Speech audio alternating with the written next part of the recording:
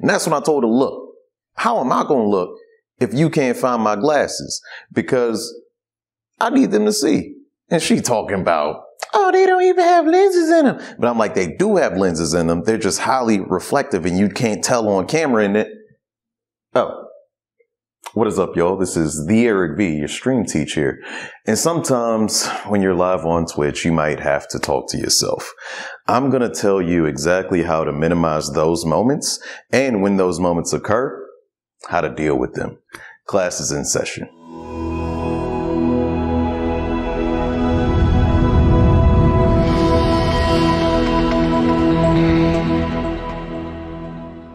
So the first and most obvious answer I can give you for this, number 5, is you can avoid these situations in general by being more social.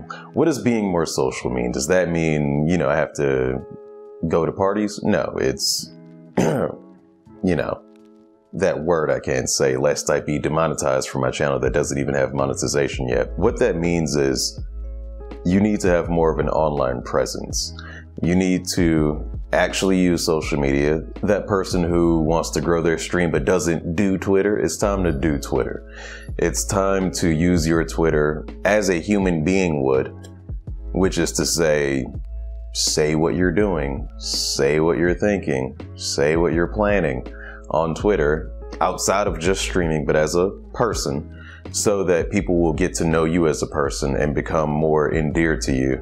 And grow that, as terrible as it sounds, a little bit of that parasocial relationship with you so that they're interested in what's happening with you. Because if no one's interested in you, no one's going to watch you do something that they have the means to do, i.e. play a video game or stare at a computer screen. Whether it be, Twitter, like I mentioned, or Instagram, being active on that, doing stories, doing posts, which I need to do better at. But you can do those things. Being active in other people's Twitch chats that you actually enjoy. Think about it this way. Every time you post something online, and also this is why having the same name everywhere is very important. But every time you say anything online, or let's just use me as an example. Every time the Eric V says something online, it links back to my Twitch page. Especially if I'm actively on Twitch saying things. So if I say something interesting in somebody's chat, or I use an interesting emote, for instance, and it happens to be my emote, somebody clicks on that emote and say, oh, they must be a Twitch affiliate.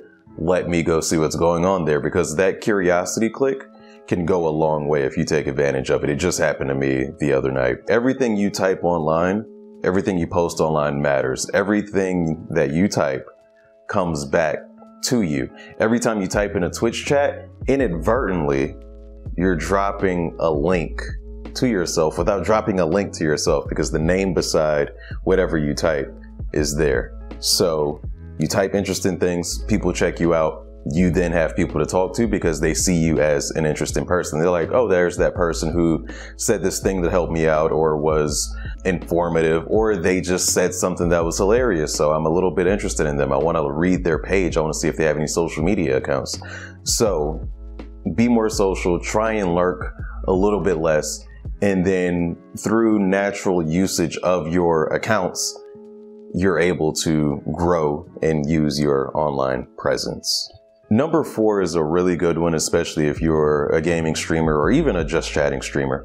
But that is having a friend on stream. You can do cooperative gameplay, competitive gameplay. You can do fighting games with your friend, and it's less awkward. So you aren't sitting there waiting for someone to say something in your chat. If you're a just chatting streamer, you can just have a conversation with your friend while they're on Discord, preferably with a camera of their own. I like to have that. It's deeper that way, and it's a better interaction. I don't know, I just prefer it that way. But if you do something like that, you don't have to worry about the people who are or are not in the chat. So when they do come in the chat, you can then interact with them. But if nobody appears in your chat, you still have conversations flowing. You aren't really sitting there waiting for somebody to talk to, because somebody to talk to is right there, and hopefully you're already comfortable with that person. And if they're a streamer, they can bring their audience to you by using their social media, their Discord server, saying, hey, I'm going to be over here with my friend, come check us out. And then you get to share a little bit of that wealth. Number 3 is something that a lot of YouTubers do. D'Angelo Wallace comes to mind immediately. You can use your live stream on Twitch to record content for YouTube. And when I say that, I don't mean taking clips directly from whatever you're doing on Twitch, like playing a game, for instance, and then uploading that raw footage to YouTube. What I mean is doing something like I'm doing right now, recording a video, but doing that live while on Twitch so that you're able to double that view count, use that footage in more places than one. Again, it's not dependent or reliant on audience to come by at all. This can be seen as like a podcast, for instance. I do that in gaming. So even though I do that on Twitch, it doesn't rely on a Twitch chat to be there because we're already there. We're already having conversations. And that already kind of goes into number 4 as well. But if you're just recording content, diversifying your content, keeping your eggs in multiple baskets, and just doing what I'm doing right now, except live, you can double your output. You don't have to worry about time management as much as you normally would. You could also, which I could never do, but if you're able to edit while live on Twitch, you can also do that and have people watch you. Or for those of you who do art, you can just do your art and listen to your music. And if people, royalty-free music, that will not break DMCA. Number 2 might be a little obvious, but it's something that people seem to not consider a lot. If you're doing a Twitch stream with, I don't know, let's say 1 or 2 viewers, and you're not talking, it's not entertaining. Even if no one's in the chat, it is important to learn how to talk to yourself. And that skill is most easily done while you're gaming by narrating what you're doing as you play the game. If you're playing a single player game, let's say Horizon Zero Dawn, back when I was playing that game, I had about maybe 3 viewers in a dead chat. So that game really had me racking my brain and thinking about how I'm going to talk about what I'm doing in the game.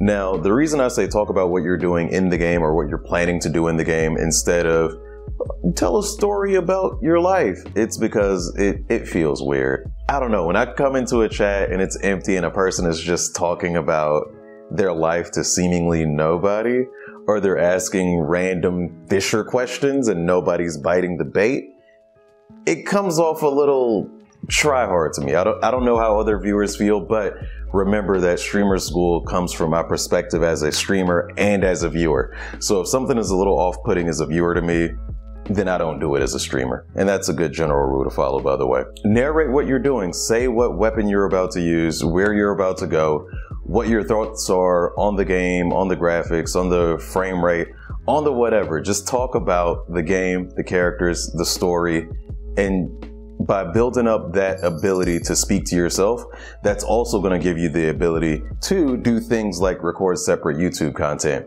Because people think of Twitch and YouTube live streaming and pre-recorded content as, oh, it's the same thing as content creation. It's very different. However, you can use those skills very symbiotically. So learn to talk about what you're doing in that game. All right, here's the final one, number 1.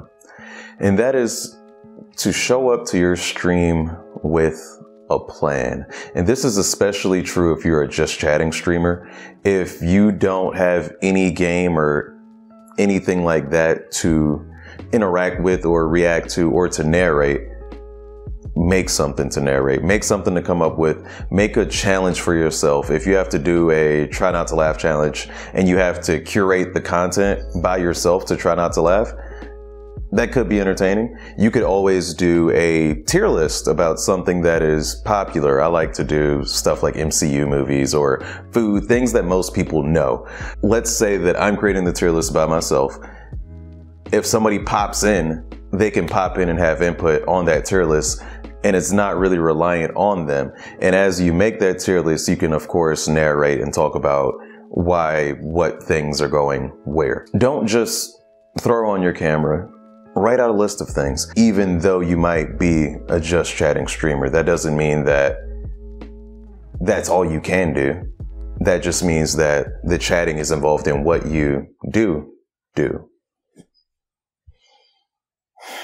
But I hope these tips have helped you out. If you want to come by, ask for any elaboration, of course, check me out on twitch.tv/TheEricV. If you have any questions in the comments, drop them below. I'll get right back to you. And of course, you can drop out my Discord. We have streamer tips for anybody who has any questions about anything, as well as a bunch of dope things. And honestly, you may have thought that I've been sitting here talking to myself like a crazy person, but honestly, I've had my cat here the whole time. Class dismissed.